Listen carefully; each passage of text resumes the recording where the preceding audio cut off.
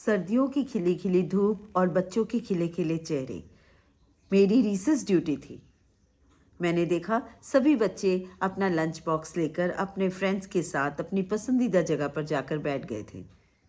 कुछ बच्चे खेल रहे थे, कुछ खा रहे थे, लेकिन कोने में एक बच्ची बैठी शांत अपने लंच बॉक्स को देख रही थी।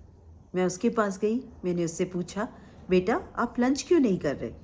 उसने कहा, मेरा मन नहीं कर रहा। मैंने उसका माथा छू के देखा, उसे बुखार तो नहीं था। मैंने कहा, क्या हुआ बेटा, आपकी तबीयत ठीक नहीं है? उसने बोला, नहीं, मेरा मन ठीक नहीं है। मैंने उसे साइड हग किया और मैंने उससे पूछा, बेटा आप क्यों नहीं खाना चाहते हो? आपको भूख नहीं लग रही? और वो रोने लग गई।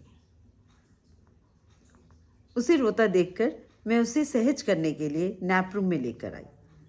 मैंने उसकी आंखें पोंछी और उससे पूछा, बेटा आप रो क्यों रहे हो? आप लंच क्यों नहीं करते? मैं आपकी मम्मा को कॉल करूं? आपकी मम्मा आके आपको ले जाएंगी घर। उसने बोला, नहीं, मुझे घर जाने का मन नहीं है, मम्मा के साथ मैं घर नहीं जाना चाहती। मैंने कहा, अच्छा ठीक है, कोई बात नहीं, मैं पापा को कॉल कर दूं? कहती, नहीं, मुझे पापा के साथ भी नहीं जाना, मुझे घर जाना ही नहीं है।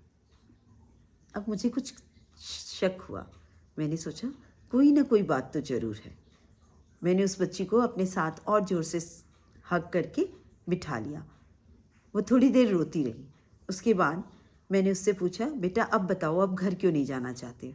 उसने कहा, पापा मम्मी बहुत लड़ाई करते। मैंने कहा, कोई बात नहीं, ब्रदर्स सिस्टर फ्रेंड्स सब लड़ते हैं, थोड़ी देर लड़ाई करते हैं और फिर सब एक जैसे हो जाते हैं, प्यार से रहते हैं, लड़ाई झगड़ा तो चलता ही रहता है। उसने कहा, नहीं, मम्मा पापा बहुत सीरियस लड़ाई करते हैं और फिर मम्मा मुझसे पूछती है, बेटा बताओ तुम्हें किसके साथ रहना है? जब मैं बोलती हूँ कि मुझे पापा के साथ भी रहना है, मम्मा के साथ भी रहना है, तो वो मुझे डांट के पूछती है, नहीं, किसी एक के बारे में बताओ। अगर आप पापा के पास रहना चाहते हो, आप पापा के पास जाओ और फिर आपको मम्मा से नहीं बात करनी, और अगर मम्मा के साथ रहना है तो आपको पापा से नहीं बात करनी। मैम, मुझे दोनों के साथ रहना है। मेरे पापा भी बहुत अच्छे हैं, मेरी मम्मा भी बहुत अच्छी है, और मैं चाहती हूँ कि मैं मम्मा पापा दोनों के साथ रहूँ। मैंने कहा, अच्छा ठीक है बेटा, मैं मम्मा को बुलाऊंगी और मैं मम्मा को समझाऊंगी, अभी आप लंच कर लो। लेकिन उस बच्ची ने लंच नहीं किया।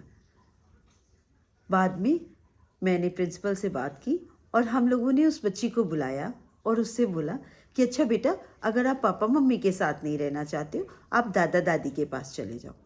तो बच्ची ने कहा, नहीं, मम्मा बोलती है दादा दादी के पास नहीं जाना।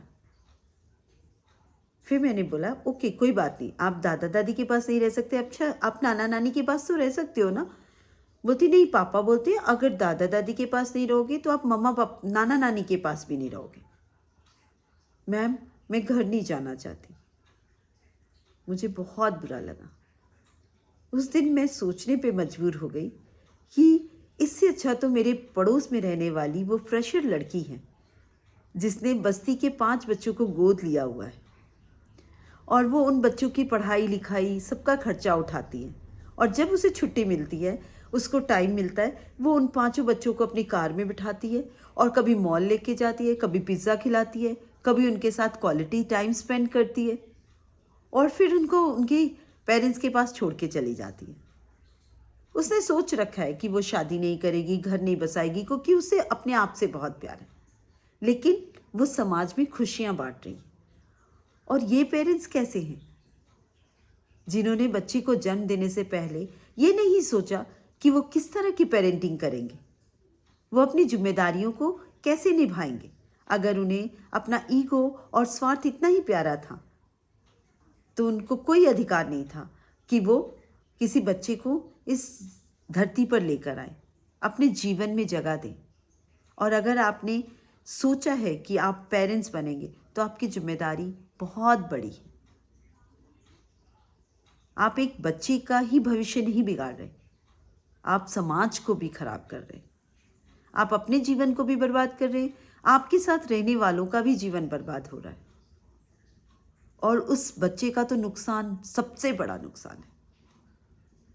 आप भी अपनी राय मुझे बताइए और मुझे ये बताइए, क्या ये उचित है? क्या किसी पेरेंट्स को ऐसा करना चाहिए? और अगर करना चाहिए तो क्यों? और करना नहीं चाहिए तो क्यों। मुझे आपके सुझावों का इंतज़ार रहेगा। धन्यवाद।